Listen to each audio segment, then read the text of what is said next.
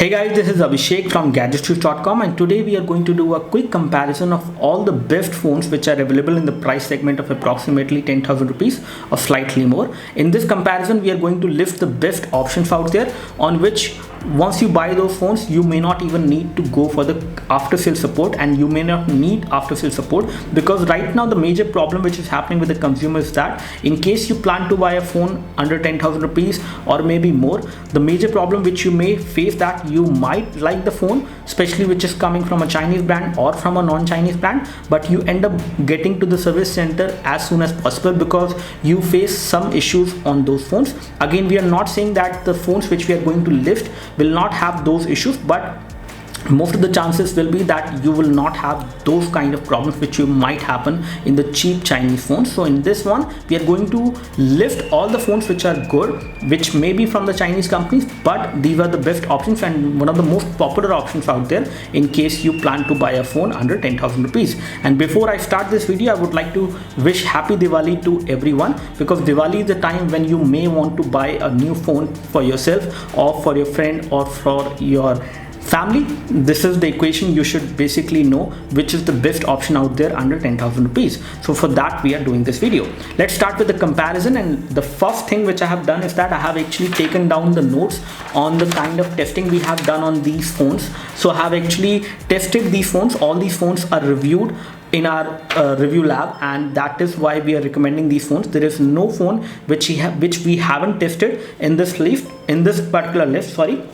So I will start the video and I would like to mention some of the good things for each and every phone and some of the bad things as well, and based on that you can actually make your decision in case you plan to buy that one. So the best basic phone in this particular category is going to be from Samsung, and this is Samsung Galaxy J2 which we have. So Samsung Galaxy J2 will give you 1.3 GHz quad-core CPU, which is again a Samsung chipset, and it has got 5 megapixel autofocus camera rear and 2 megapixel front camera. And when it comes to other specification, it comes with Super AMOLED display, and it has 8 GB of internal memory and 2000 mAh battery. So again, if we talk about the good things of this phone, the good things is the Super AMOLED display. So this phone will come for approximately 6,000 to 7,000 rupees or slightly more, and for that particular price the phone is giving you a Super AMOLED display which is better in terms of viewing angles, in terms of color production as well. Now if we talk about the bad things of this phone or not so good things, it is going to be the front camera. The front camera is only 2 megapixel and it produces grainy photos, especially in low light, in case you want to take selfies. So in case you want to take good selfies, which everyone want to take, selfies are not going to come out very clear on this one.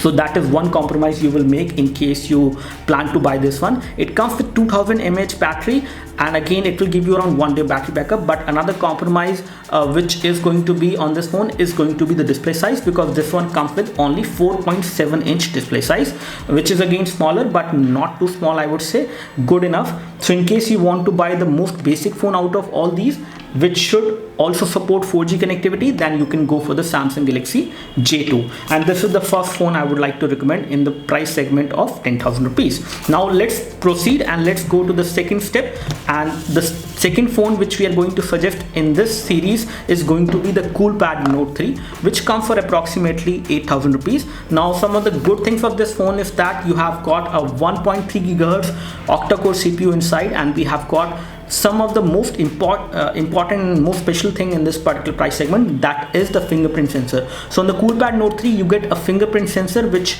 is not there on any other phone in this price segment, and in the list which we have, and the devices which we have in this list does not have a fingerprint sensor. So this is the only phone which gives you a fingerprint sensor, which is very smooth and responsive and works very nice. It has got 3000 mAh battery, 5.5 inch display. So this is one of the most value for money phone in this price segment. Now let me talk about some of the not so good things of the Coolpad Note 3. Again, the Coolpad Note 3 UI is not very matured. I would say there are a lot of bugs in the UI. You might have some problem when you place some widgets on the screen. The phone may hang. Again, the UI is smooth, but it is not stable, I would say, compared to some of the phones which I have tested in the same price segment. And I'm comparing it with the Zenfone 2 Laser. Zenfone 2 Laser, I would say, has a heavy UI, but far more stable than the UI which is there on the Coolpad Note 3. In terms of the battery backup, I would say the battery backup is good on the Coolpad Note 3. And again, as per the features, this is a good phone. a good value for money in case you want to buy a Chinese phone. This is one of the good phone out there, but I have also heard about some of the problem being faced by the consumers that Uninor and BSNL SIM does not work on the Coolpad Note 3. And this is the truth. So in case you have any of these two telecom providers which you are using, don't go for the Coolpad Note 3, otherwise you can always go for it. So let's talk about one more phone in this price segment, which is going to be the Samsung Galaxy On 5, which is the latest entry in this particular price segment. And this phone, as far as the MRP says on the box, is 9,000 rupees approximately. So 8 to 9,000 rupees you will have to pay for the Samsung Galaxy On 5. The good thing on the On 5 is that you are getting a 5-inch display, you're getting 8 megapixel rear camera, 5 megapixel front camera, which is good again, 8 GB of internal memory and 1.5 GB of RAM, which is less than the RAM which we have on the Coolpad Note 3. So Coolpad Note 3 gives you more RAM compared to the On 5, or even if you talk about the Zenfone 2 Laser, this one also gives you 2 GB of RAM, which comes in this price segment, and the On 5 does not give you 2 GB of RAM. But other things which are good on the On 5 is going to be the display size. Again, the display size is 5-inch, which is good, which is quite common, I would say. But some other good things are going to be that it is from Samsung and you might not face that much of issues.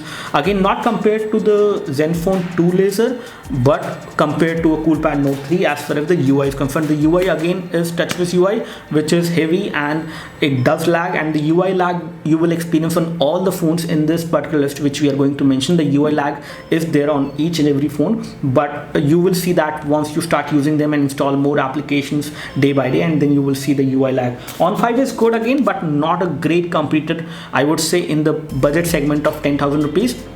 This phone again has a 5-inch display, but it is a TFT display. So TFT displays again on this phone is not too great in terms of viewing angles, and the color protection is actually not that great as well. Let's talk about one more phone in this particular price segment, and we have the Samsung Galaxy J5 right now. So J5 is again 10 to 11,000 rupees, and this one actually gives you better display compared to On 5, compared to Coolpad Note 3, and compared to even J2, in case you are wondering. So Samsung Galaxy J2, Coolpad Note 3 and On 5 both are lower in terms of the display quality which we have on the Samsung Galaxy J5, which gives you a Super AMOLED display. Again, Super AMOLED display is on J2 as well, but the display size is bigger over here. It is 5-inch of display as compared to 4.7-inch of display on the Samsung Galaxy J2. Some other good things about the J5 is that it has got Snapdragon 410, which is again good for gaming, but not great, I would say, considering the amount of RAM which has been given on this phone, which is only 1.5 GB. The gaming does affect, and again, in case you want to play almost any high definition games, you cannot, and you will notice a lot of UI lag in some heavy high definition games. But Asphalt 8 and some of the games can be played. Nova 3 does give a lot of lag on the J5, whereas the Asphalt 8 runs smoothly, and Modern Combat 5 can also be run on the Samsung Galaxy J5, which has Snapdragon 410. Another phone in this price segment which we are going to compare, and which is very close to the On 5 hardware, is the not the Samsung Galaxy J5 hardware, is the Samsung Galaxy On 7. And here we have the Samsung Galaxy On 7. So Samsung Galaxy On 7 and J5 both have Snapdragon 410, both have 1.5 GB of RAM, whereas the On 7 will give you a bigger display.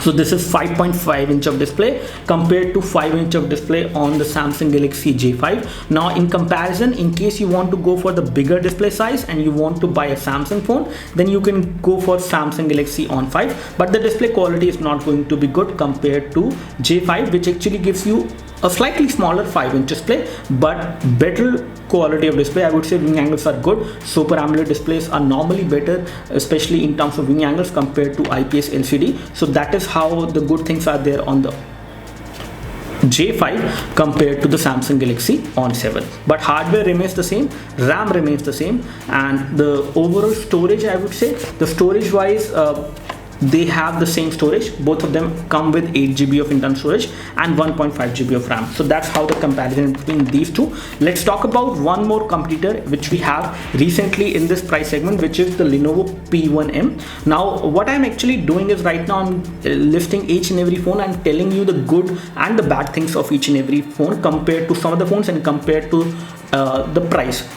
So let's talk about the Lenovo P1M right now. P1M is good because it gives you the bigger battery in this price segment, which is the biggest. And in our initial testing, we have noticed that the overall battery backup which you get from this phone is again more than 1 day, which is definitely good. It comes with a custom UI, and it has got, again, in terms of the storage, it has got 16 GB of internal storage, which is actually a good thing, because for approximately 8,000 rupees, this phone is giving you 16 GB of storage, whereas it is not happening on any of the Samsung phones. And Zenfone 2 Laser again comes with the 8 GB storage model, especially in case you want to spend less than 10,000 rupees, and you do have a 16 GB storage model as well, but that will be slightly above as compared to the price of the Lenovo P1M, which is again 8,000 rupees only. But this one is difficult to be bought because you have to actually register to buy the Lenovo P1M, whereas you can easily buy the Zenfone 2 Laser in case you want to buy it right now. Some other options which are there in the same price segment is the ASUS Zenfone 2 Laser. So ASUS Zenfone 2 Laser, as far as the features are concerned, it gives you 5.5 inch display options as well, because you can go for the 5.5 inch display ASUS Zenfone 2 Laser. However, it is also available in the 5 inch variant, so you can go for two different display sizes which are offered on the ASUS Zenfone 2 Laser. Talking about some of the things, we have got 13 megapixel camera on the ASUS Zenfone 2 Laser at the rear, which is an autofocus camera. In terms of the overall camera capabilities, the ASUS Zenfone 2 Laser is the best out of all which we have seen, and very close to CoolPad Note 3. CoolPad Note 3 becomes slightly better, but again, in the low light performance, I have found that the Zenfone 2 Laser is actually a better option compared to any of these phones which we are comparing right now in the 10,000 rupees price segment. Now, these are the options which you have as far as the 10,000 rupees is concerned. I would like to basically conclude this comparison now, and I would like to point out few things which may matter to you in case you plan to buy a 10,000 rupees phone. Now, in order to basically buy the best phone as for you is going to be based on what all requirements you have and what are the things on which you can compromise. So first of all, identify the kind of requirements you have, the things which is the best thing as per you, which has to be there in the smartphone which you want to buy under 10,000 rupees, and also finalize the kind of compromise you can make. So again, in case you can't make a compromise on the battery, then the Lenovo P1M is the best phone out of all. Camera performance is going to be again nearby and other things which will happen, especially the UI is custom over there. But in case you want the best battery, then go for the Lenovo P1M. Now, in case you want the best camera performance, then go for the Zenfone 2 Laser, which will give you the best camera performance in low light, especially in artificial light and in low light. This is going to be the best phone in terms of the overall camera performance, and closely followed by the CoolPad Note 3, which is also good in terms of the overall camera results. Again, in natural light, this is actually slightly better at times, but in low light, the Zenfone 2 Laser is better than the CoolPad Note 3 in the overall performance when it comes to the low light camera performance, both from the front as well as from the rear camera. So now, if we talk about one more thing which is very important, is maybe the display quality. May not be the display size, because these phones which we are right now listing in this particular list of 10,000 rupees is again, they have 5 inch of display, most of them, except the Samsung Galaxy J2, which does not have a 5 inch display. So you will either have to go for a 5 inch or 5.5 inch display, unless you have a very good reason that you want to go for the 5.5 inch display. Go for the 5 inch one and go for the better display clarity in this case. So again, all these phones like the CoolPad Note 3 and the ASUS Zenfone 2 Laser, they do have good displays. Viewing angles are also good, but if you want the best displays in this particular price segment, then go for the Samsung Galaxy J5 and J7 not, but J7 is actually out of this price segment, so we are not considering J7, but J5 is going to be the best out of all these in this price segment in terms of the display clarity, in terms of the viewing angles and the kind of color protection you will get, because this is a Super AMOLED display which will give you the best display quality, as well as the display size is 5 inch. In case you want to go for a bigger display size, then you can either go for the CoolPad Note 3. This is all I have to say as far as this quick comparison is concerned. In case you have any queries and questions, and in case you would like to suggest any of the phone to be included in this list, please let me know through the comment section below this video. You can like this video. This video help you by clicking the like button below. You can subscribe to our YouTube channel for more videos like this by clicking the subscribe button below this video. Thanks for watching this video. This is Abhishek signing off. Thank you.